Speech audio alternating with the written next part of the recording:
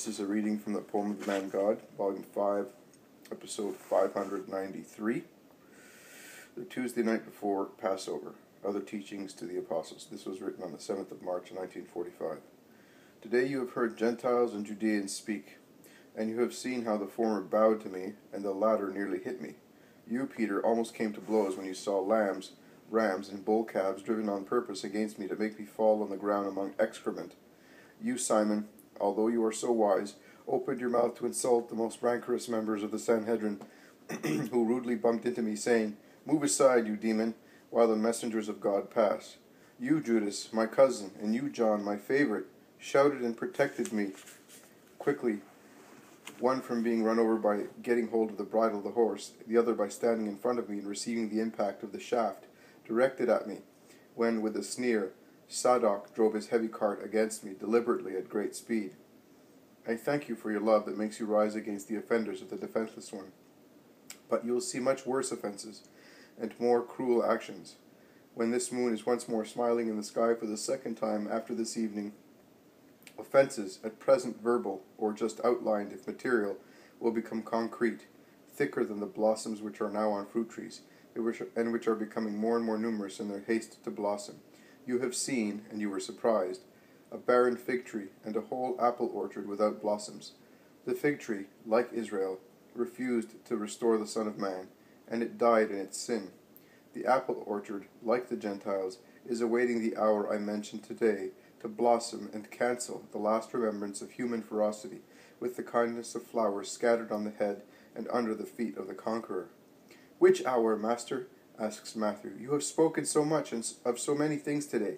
I cannot remember exactly, and I should like to remember everything. Perhaps the hour of Christ's return. Here as well you spoke of branches that become tender and put forth leaves." "No," exclaims Thomas. "The Master is speaking as if this conspiracy awaiting him is imminent. So how could everything that he says will precede his return happen in a short time? Wars, destruction, slavery, persecutions, the gospel preached all over the world, desolation of abomination in the house of God, and then earthquakes, plagues, false prophets, signs in the sun and stars. It will take ages to do all that. The owner of that apple orchard would be in a nice mess if his orchard had to wait all that time to blossom. Then he would not eat his apples anymore, because I say that it would be the end of the world," comments Bartholomew. To bring about the end of the world, only one thought of God would be necessary, and everything would turn into nothingness. So even that apple orchard might not have to wait long. But as I said, it will happen, and therefore there will be ages between this one and that one. That is, the final triumph and the return of the Christ, explains Jesus. So, which hour? "Oh, I know which hour," says John, weeping. "I know the hour. It will be after your death and resurrection." And John embraces Jesus tightly in his arms. "And are you weeping if he is going to rise again?" says Judas Iscariot mockingly. "I am weeping because he must die first. Don't mock at me, you demon. I know, and I cannot think of that hour." "Master, he called me a demon. He has sinned against his companion." "Judas, are you sure you do not deserve it? Then do not take offense at his fault. I also have been called a demon, and I shall be called so again." "But you said that he who insults his brother is Silence! In the presence of death, let these hateful accusations, discussions, and lies finish at long last. Do not upset who is dying." "Forgive me, Jesus," whispers John. I felt something turn in me at the sound of his laughter, and I could not refrain myself. Jesus and John are embraced, chest to chest, and John weeps on his heart. "Do not weep. I understand. Let me speak." But John does not detach himself from Jesus, not even when he sits down on a large protruding root. He remains with one arm behind his back and one round his chest, and his head on his shoulder, and he weeps noiselessly. Only his tears shine in the moonbeam as they fall on Jesus' purple garment, and they look like rubies, drops of pale blood struck by light. Today you have heard Judeans and Gentiles speak, so you must not be surprised if I say, "Word of justice has always come from my mouth, and it shall not be revoked."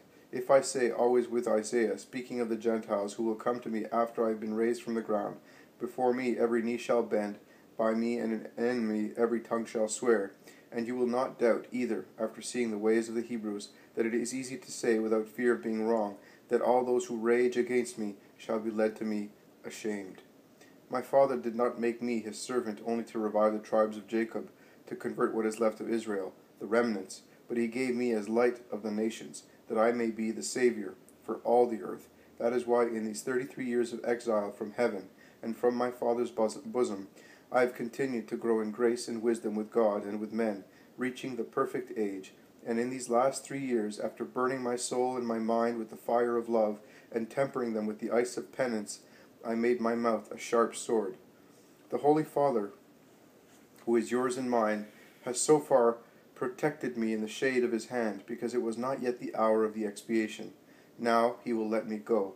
The chosen arrow, the arrow of his divine quiver, after wounding in order to cure, after wounding men to open a breach in their hearts for the word and the light of God, is now going fast and unfailingly to wound the second person, the expiator, the obedient one for all the disobedient Adam.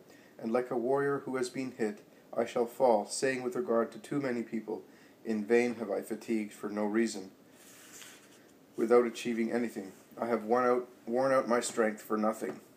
No, no, for the eternal Lord, who never does anything without a purpose. Be off, Satan, who want me to give way to dejection and try to make me disobedient.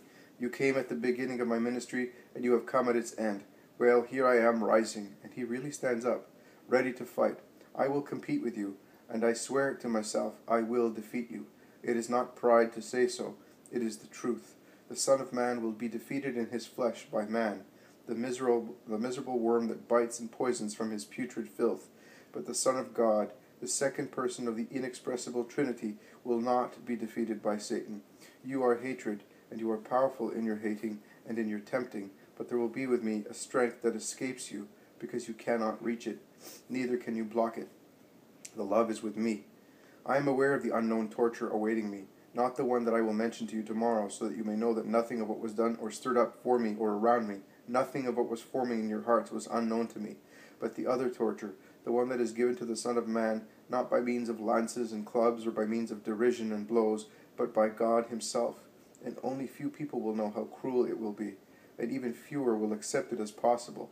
But in that torture, in which two will be the main torturers, God with his absence, and you, demon, with your presence, the victim will have the love with him, the love living in the victim, the main strength of his resistance to the trial, and the love in the spiritual consoler who is already flapping his golden wings, full of anxiety to descend and wipe my perspiration, and gather all the tears of the angels in the heavenly chalice, and melt in it the honey of the names of my redeemed, and of those who love me, to mitigate with that potion the great thirst of the tortured one, and his immeasurable bitterness.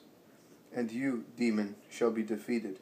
One day, coming out of a possessed man, you said to me, I will wait to defeat you when you are a rag of bleeding flesh. But I reply to you, you shall not have me. I will win. My fatigue was a holy one. My case is in the hands of my Father. He defends the work of his Son, and will not allow my spirit to deflect. Father, I say to you now, for that dreadful hour, into your hands I commit my spirit. John, do not leave me. You, all of you, go. May the peace of the Lord be where Satan is not a guest. Goodbye. It all ends.